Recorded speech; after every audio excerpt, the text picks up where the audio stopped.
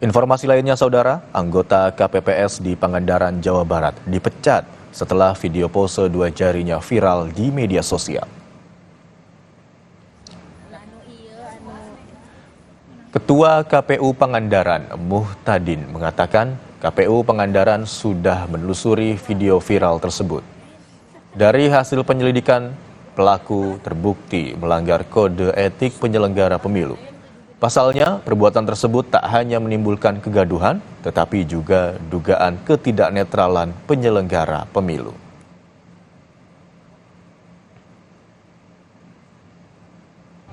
Anggota KPPS yang terindikasi menyebutkan salah satu paslon itu sudah clear, kita lakukan klarifikasi, kita undang, bertemu langsung dengan jajaran KPU Pangandaran untuk memastikan dan untuk kehati-hatian. Dan sampai saat ini sudah dilakukan proses pemberhentian